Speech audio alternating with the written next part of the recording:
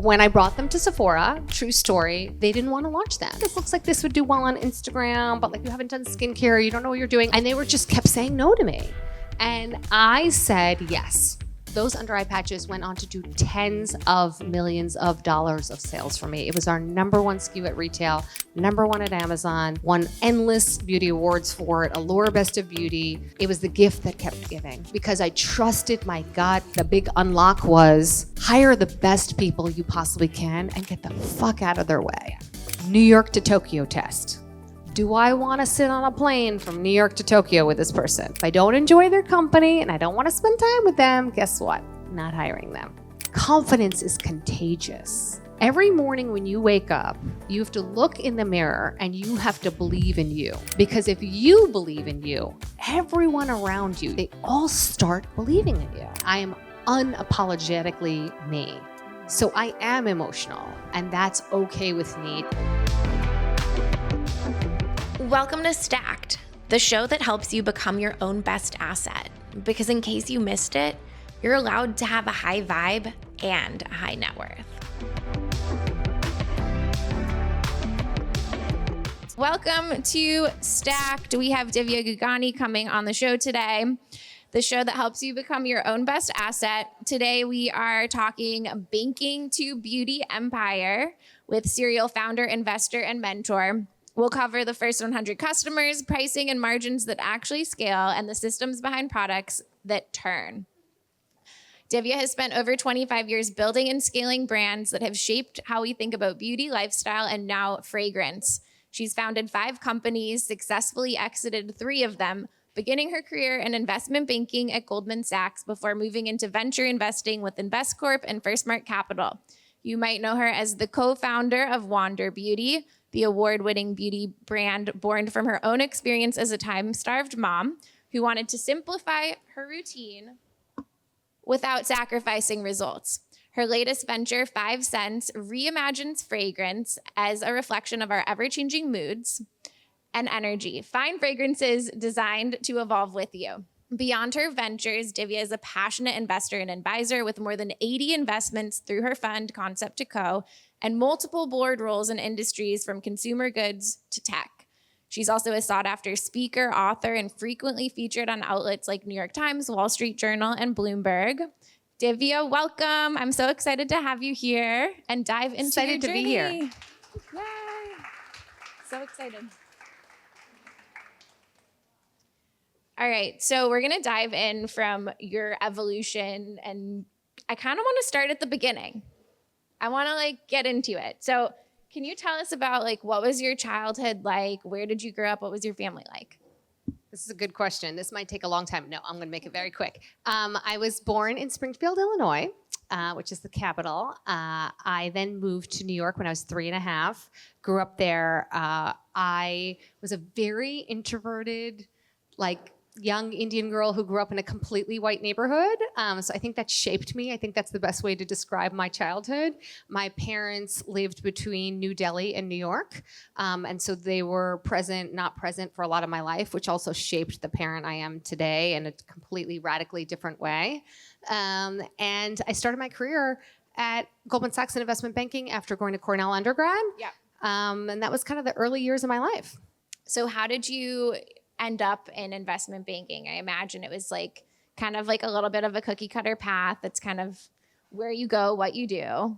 So I actually studied government and economics at Cornell. Okay. I thought I was going to be a lawyer. Okay. I have been known to maybe argue. Okay, my daughter's here, so we gotta be careful. And share my point of view. And I thought I'd be a lawyer, but I actually did an internship in investment banking on a lark. I loved it. I got that job at Goldman Sachs. I slept under a desk for 2 years. I will tell you one defining story about getting that job and getting any job. When I was leaving when I was leaving Cornell and I wanted to work at Goldman Sachs did not recruit for investment banking at Cornell. They only took people from Harvard, Yale, Princeton, Wharton, and that was true Ivies. That was pretty much it, okay? So I'm at Cornell, and I'm like, okay, this is not good for me. So I go and get a job offer at Merrill Lynch. I get a job offer at 4 other investment banks. And then I called the alumni and emailed the alumni, Cornell alumni that was working at Goldman Sachs. And I was like, I have 4 investment banking job offers. My dream in life is to work at Goldman Sachs. And I somehow networked my way into getting through the interview process, which, by the way, was the last round was 24 interviews on a Saturday, where they asked me mathematical questions to see if I could do them in my head, like performance math. My God. And I got this job at Goldman Sachs by sheer will and determination. And I will tell you, it was the lowest paying offer out of the 5 job offers that I had graduating. And why did I take that job? I took that job because it was the best possible experience, because I felt like I would learn from the smartest people in the industry, and I wanted to surround myself with intelligent people to be a sponge, and that set the stage for my career in the future.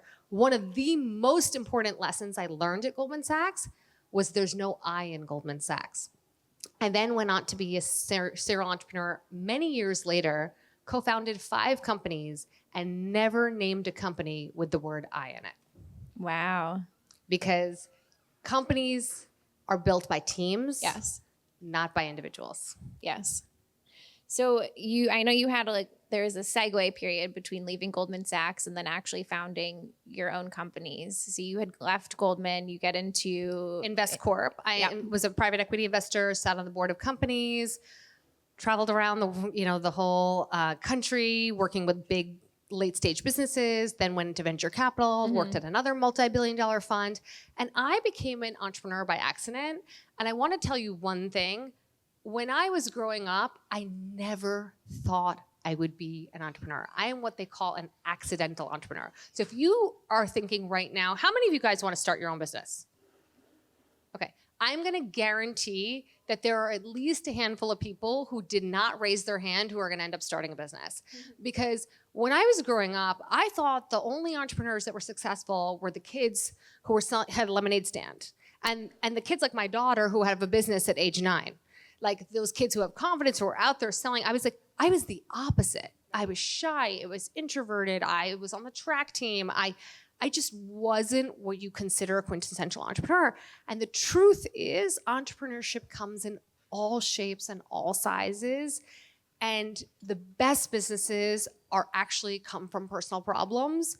And if you develop a unique ability to solve a personal problem, you can be an outstanding entrepreneur. It doesn't matter what your personality type is. And you can find the people to support you to turn it into a business. To take your vision and turn that into a reality. And I think that's probably where there's no I in any of your companies coming into play, because I think, and correct me if I'm wrong, but I don't think you're just a solo founder on any of your entities, any of your ventures. So I am, out of the 5 companies I've built, I'm a solo founder in only 2 of the 5. But that doesn't mean that I didn't have a very strong founding team with me, which is just a different route that I took. Yeah, it's a different route, but it's the same thing. You're not doing it alone. Because it is not easy to start something, and it's not easy to do it alone. I mean, I have a saying, and I tell my daughter this often. If you want to go fast, you go alone. You want to go far, you go together. Yeah. And that going far and reaching those heights and levels of building companies, raising every type of capital. I've raised venture capital, private equity money.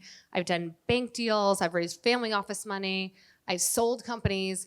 I think if you want to scale, it takes people. Yeah. It's not a solo operation. Yeah.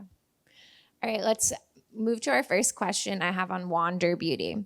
So Wander Beauty wasn't just another beauty brand. It redefined what clean and on the go could mean. It's won over 40 awards, global distribution, and that doesn't happen by accident.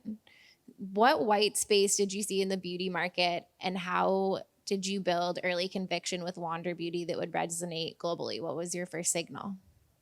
My first signal was market research. So I had built a tech company. I had sold it to QVC, which is a global retailer. I then had to go work at QVC. If you guys know anything about me, I'm an entrepreneur now. That was my calling. I didn't know it, but it is. And when you put me in corporate America, I wilt very quickly. We had meetings to have meetings about meetings we were going to have in 6 months. And guess what? I like to do work. I don't like to have meetings. So I get there and I am overseeing all different types of the business in terms of digital innovation. And I really I look at these beauty founders who built massive businesses on QVC. I looked at Sarah Tempa with the Beach Waiver, Maureen with Tarte, Dr. Gross and his wife Carrie with Dr. Dennis Gross, Vicky with Tatcha, and I got to know these entrepreneurs. And what really resonated with me was their personal stories, why they created these category-defining beauty brands, and how they connected with their community around their solution and their point of difference. And I was like, guess what? I get up every morning and I'm exhausted. I have 2 children under the age of 2. Me going out in public without under-eye concealer is actually a hazard to the public. And so I need to do something about this. I am like, my dad looked like a bulldog, which is why genetically, like under eyes were always a problem for me. And then I would, if I didn't do anything the whole day and I didn't even brush my hair, which I've been known to not brush my hair. Okay, so if I didn't do anything, I still put on under eye concealer before I went to work because that was just, we want to feel confident and the best version of ourselves. And for me, I was just very conscious about my under eye circles. And so when I realize that I'm time starved, I'm on the go, I'm doing my skincare routine at SoulCycle because I'm years in the making trying to lose the baby weight and it's not coming off. I'm doing my makeup on the F train subway from the Upper East Side of Manhattan to Midtown Manhattan. I surveyed 100 women from the age 18 to 72, and they all identified pain points that were totally different than mine, but yet we had a common theme. In this 18 to 17-year-old, 72-year-old survey, I got college students saying that they were carrying their skincare, their body care, their makeup, their deodorant in their backpacks everywhere they went. Yeah. And they had so many products and it was heavy and they had books and they had computers and they had all this other stuff they were carrying. I had, working moms who were constantly on planes, trains, automobiles and traveling and doing makeup on the go and skincare on the go. I had a grandmother write about how she used to drive an hour to commute to work and used to do her makeup in the parking lot of her company. And then when she had to babysit her grandkids, she would do her makeup in the driveway before she would babysit her grandkids because she was afraid to go babysit them without makeup on. And, it's just so fascinating to hear people's stories and understand their pain points. And then we came up with Wander Beauty. Skincare and makeup essentials that keep you gorgeous on the go wherever you wander. And that was the concept for Wander. It was like, let's make it fuss-free, foolproof, do-it-yourself, no makeup artist required, no esthetician required. You can do this all yourself anywhere you go. And that was a pain point that we just did. And we built that business. We scaled it. We raised money for it. We took it all around the world. And I sold it in February and just left the company in April and in August. Amazing. So just to go back to I know we have departed from Wander Beauty, but I feel like this is it's such a part of your identity and how people know you. And I'm sure a lot of the women here today. What was the number once you started launching those first products or before you were getting ready to, what was the one number that you saw where you were aha, this is going to work? It was the Wander Beauty Gold under eye patches. As you guys know, that was a personal problem. So we started with makeup as a category because we said, you know what, this is something that people will try. With skincare, it's people are skeptical to buy from a new brand. They're I'm not putting something on my skin that's not from a dermatologist or it's not from an esthetician or it's not been recommended by a dermatologist or esthetician. So I was let me start with makeup. People are willing to try makeup and explore with makeup. So I launched makeup. We were successful at makeup. We launched in Sephora. We launched our digital business. And then I'm traveling to Korea. I have, again, 2 young children. So I fly overnight, get to the factory, do 3 days of meetings, don't sleep for 3 days, and fly back. And I now look much worse than I look on a daily basis after being awake for 3 days in Korea, going from factory to factory. And when I'm leaving, I talked to the chemist. I was like, I can't go home like this. I literally look like I'm gonna die. I'm so tired. She's like, you're dehydrated, all these other things with your skin. She gave me a few ampules. I was like, great. But I was like, my eyes, when my eyes are tired, my whole face looks tired. I'm like, help me with my under eyes. And we formulated these gold under eye patches that I call coffee for your face because they would depuff, brighten, and hydrate that delicate under eye area and make you look awake. And when I brought them to Sephora, true story, they didn't want to launch them. They're like, this looks like this would do well on Instagram, but like you haven't done skincare, you don't know what you're doing. I was like, I worked with a chemist. I created 5 layers in this product that like camu extract from the Amazon that's gonna like deep brightening properties when you use them. And I've got this foil that's gonna lock in the moisture. I like explained the technology from this chemist in Korea that I worked on formulating this with, and I was her guinea pig. And they were just kept saying no to me. And I said yes. Trust your gut. I launched these under eye patches. Those under eye patches went on to do tens of millions of dollars of sales for me. It was our number 1 SKU at retail, number 1 at Amazon, won endless beauty awards for it, Allure Best of Beauty. It was the gift that kept giving because I trusted my gut. I knew my customer. I stayed close to the customer. It didn't matter how much we scaled, how many employees we had. I still cycled through customer service. As a CEO, you have to be listening. I looked on social media. I looked at people's comments, questions. I stayed close to the customer. I knew my customer, and I knew that it would resonate. I trusted my gut. That was actually the first Wander Beauty product I ever tried. So I told you guys I had my like health and fitness Instagram account, the one that got hacked, and that was why I had a Coinbase account, was to get it back. I had to send some stranger on the internet crypto, but anyway, one of the brands that we would collaborate with on different health and fitness events was Wander Beauty. And I remember getting those eye patches, and they were like such a game changer. And they're cute rose gold. People have tried to copy them. They have tried to mimic the formula. It's just something very special and unique. And it's something that really resonated with our audience and beyond. And it had global appeal. Well, and it was a personal problem you were solving for yourself. And I think that's, like we said earlier, the best businesses come from like, it feels selfish. You're trying to solve a problem just for yourself. But if it's for you, there's probably tens of hundreds, if not thousands or millions of other people with the exact same problem. True. They're just not actioning on it. Okay, so obviously you wear a lot of different hats, from investor to builder to, operator. What do you think the biggest mind shift is between building a company and backing one? They're 2 very different things. When you build a company, and especially in the early years, I will tell you I made a lot of mistakes. And so I learned from those progressively with each venture. When I started my first business, I knew nothing, okay? I really had no idea I'd be an entrepreneur. I never thought I'd be an entrepreneur. There was no Shark Tank at the time to educate me.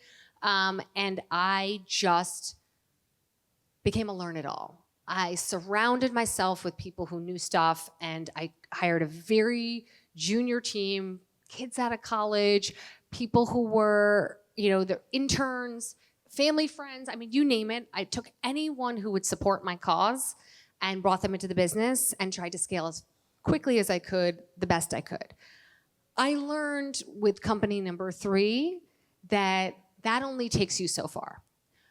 I had a big mindset shift from being a very hands-on operator from company 1, company 2, to company 3. The big unlock was hire the best people you possibly can and get the fuck out of their way. Yeah. Really just find the best talent that has seen the pattern recognition, that will, even if they can't be a full-time employee, and you cannot afford them, because believe me, when you're an entrepreneur, a lot of times you see great people and you can't afford them. But bring them on fractionally, get their mind share, get them to advise you, get them to mentor you, hire people on your team and have them coach them 1 hour a month.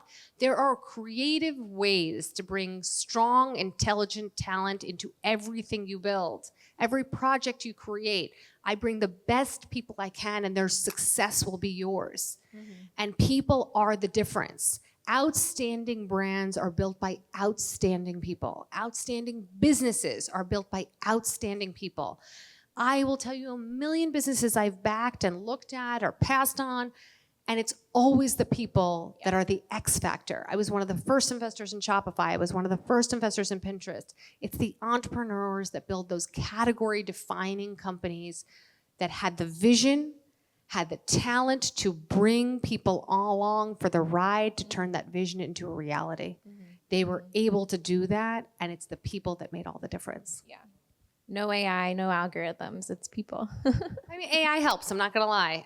AI is a co-founder, copilot with me in many ways, and processes and systems really do behoove you when you're trying to scale, and everyone can use that leg up. I mean, I train LLM models to understand the brand voice of my fragrance brand, and so literally every piece of copy that comes out from our brand is clear and it is consistent. And the consistency and clarity is built from training AI to speak like us and talk like us. Yeah. No, it's such a great tool for marketing. Such a great tool. And you can teach it so much. So let's talk about partnerships, co-founders.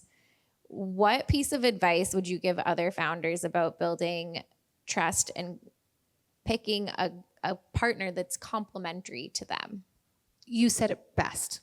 It's picking someone who's complementary. So when I was an entrepreneur and I was scaling my third company, my old boss who ran a venture fund called me and he asked me if I would mentor two co-CEOs who also went to Harvard Business School who were a few classes behind me.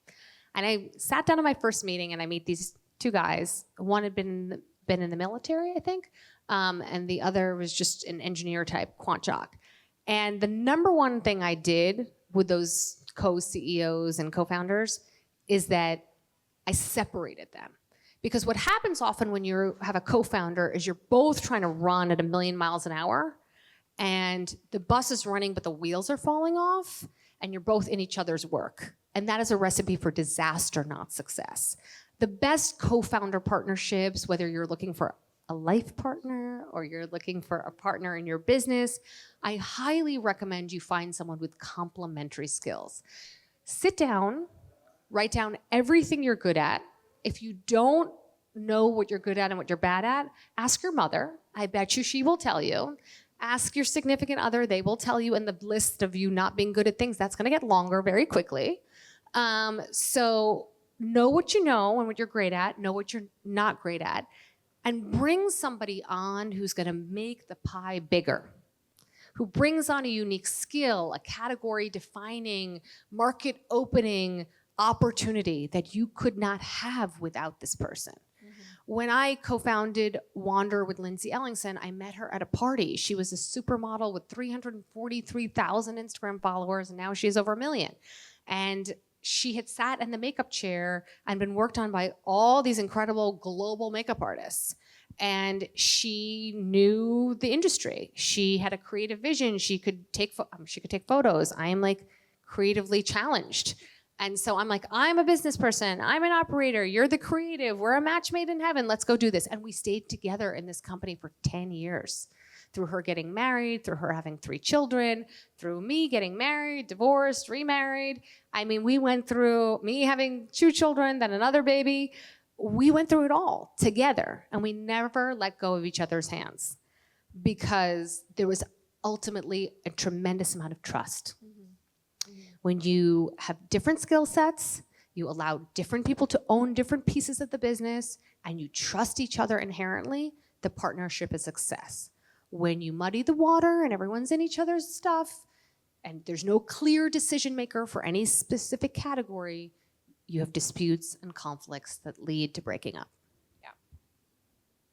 So you've scaled teams across fashion, food, finance, beauty, all wildly different categories.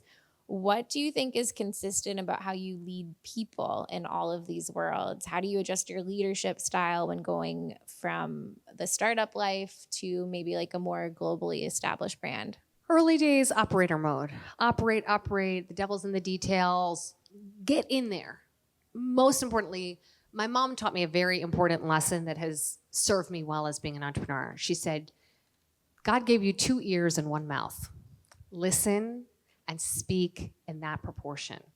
And when you're an entrepreneur, you often find that you need to be you feel compelled, especially when you meet other entrepreneurs, that you have to be the loudest voice in the room. And quite frankly, you don't.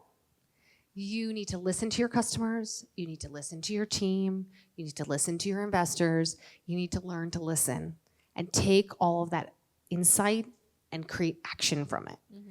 And listening is the most important skill in the early days, I believe. Mm-hmm. I also believe that mind shift change really happens when you're scaling, when you have to learn to take yourself out of the day-to-day. And you have to learn that when you lead people, you inspire them, you motivate them, you teach them, you learn from them, but that you bring on leadership that embodies those values and that culture and passes it forward. Mm-hmm. Because one bad apple really does ruin the bunch. I learned as I scaled that hiring slowly, even when you're in pain and you're like working too many hours and you needed someone for this role 5 months ago, but you know the team is covering it from 10 different angles and it's not getting done, hire slowly, fire quickly. When someone's not working out, rip the Band-Aid. I have a saying that I say that I don't care if it's an intern or if it's a C-suite position, New York to Tokyo test. Do I want to sit on a plane from New York to Tokyo with this person? If I don't enjoy their company and I don't want to spend time with them, guess what? Not hiring them. Culture is more important than you can imagine. Yeah, that makes a lot of sense. So people see the exits and the allocades. They don't see the 99 no's before the yeses. Can you share a moment where something went spectacularly wrong and it was a lesson for you about resilience and leadership? God, a moment went wrong. Bad hire. I had to think about that for a second. I made a very bad hire. And because this person had such an incredible resume and I was going to be going out for a fundraise and I felt like it was going to help me raise money, I hung on too long. I got this person a leadership coach. I was like, oh, we're getting some HR complaints about the way you lead your team. And I have some young women in the office who don't like the way you speak to them. And I knew it was there, guys. So I'm going to take ownership for that. If I were to go back and do this all over again, I would have done it completely different. But I own my mistake here. I looked at what I thought was going to get me ahead, but I didn't realize that every day it was taking me backwards. Yeah. Because when one bad apple, like I said, is undermining the team or making people not feel good, or people aren't coming to meetings and bringing and putting forth their ideas that could really help drive and grow the business because they're intimidated by someone who's somewhat bullying them at work or taking up too much space and oxygen in the room, it hurts your brand, it hurts your business, it hurts the work environment, it hurts the productivity, it hurts everything. Yeah. So while I was hanging on for something that I thought it was going to bring me later, I just had to cut the cord and make it stop the bleeding. Yeah. I was hemorrhaging at that point. Yeah. I mean, that's the theme, right? Is hire slow, fire fast. But it sometimes is not easy, especially it's human relationships and you get attached. And similarly with, a startup or a new entity, it's like a lot of your personal identity gets wrapped up in it. And it's hard to admit that you're wrong and you made a mistake. It's ego gets in the way. Just so you guys know, once I fired that person, I went and apologized to every single person who went to HR and complained.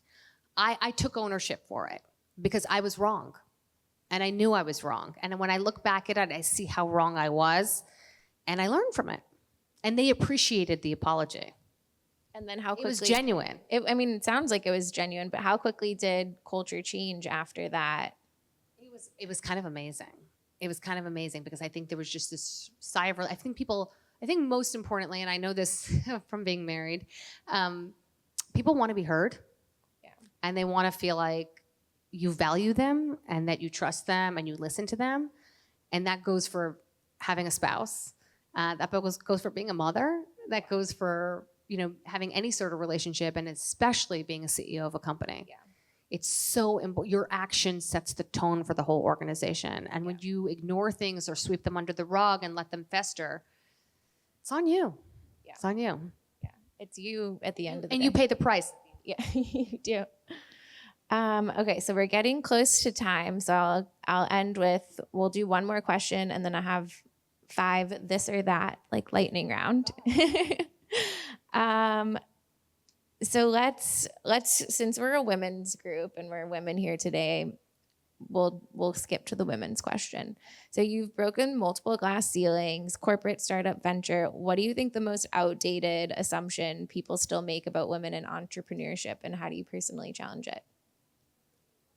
There are so many assumptions people make about women entrepreneurship. They say women leaders can't make tough decisions. I would think that's the number one thing that they say, oh, this woman can't, like, she won't be able to hack it. She won't be able to make the tough decisions. Oh, she's too emotional.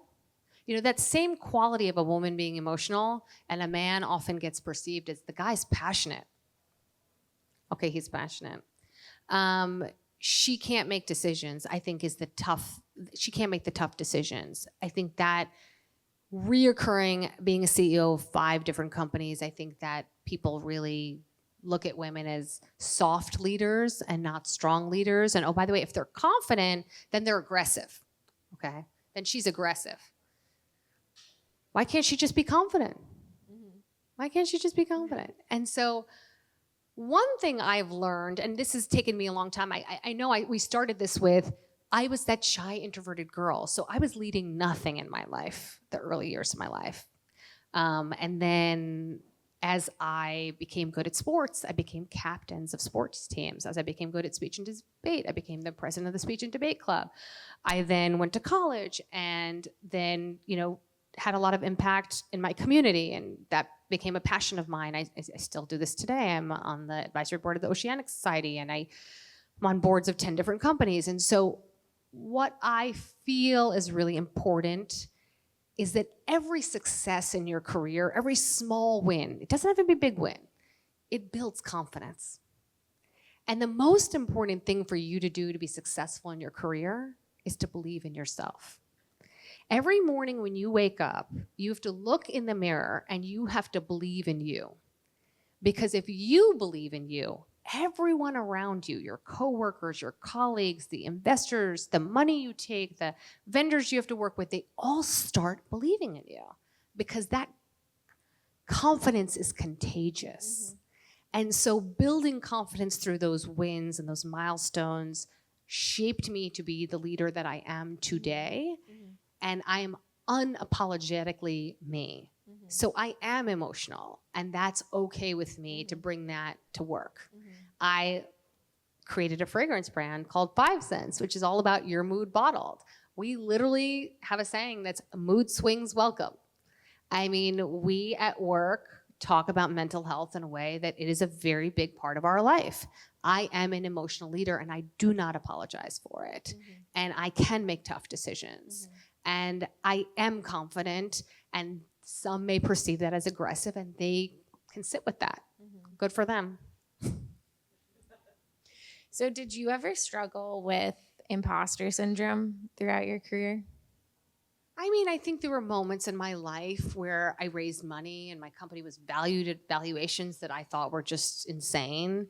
And I was stressed and felt like I was on a treadmill trying to catch up to where I thought I was supposed to be, And I definitely had those moments. And I do think that as a leader, I spent more time putting in the work, doing the work, and listening to the community and being a part of that than going out and ever promoting my business and building my personal brand. I think that was always not the forefront of who I was. I see a lot of founders who build their personal brand first, build a following, and then start a company or try and bring that following onto a brand or a product that they endorse. And that was never me. I always put the community and the customer before myself. And that's just who I am, I guess. No, that makes sense. All right, let's do our lightning round. Okay, lightning round. D2C, direct to consumer, or retail? DTC all day long and twice on Sunday. Fewer hero SKUs or launch of 10? Definitely fewer hero SKUs. Do few things, focus, do them super well. Okay. Creator seating or paid UGC? Creator seating all day long and get feedback and call them personally, do the outreach from your own account. Authentic and real all the way. Raise prices or shrink package size?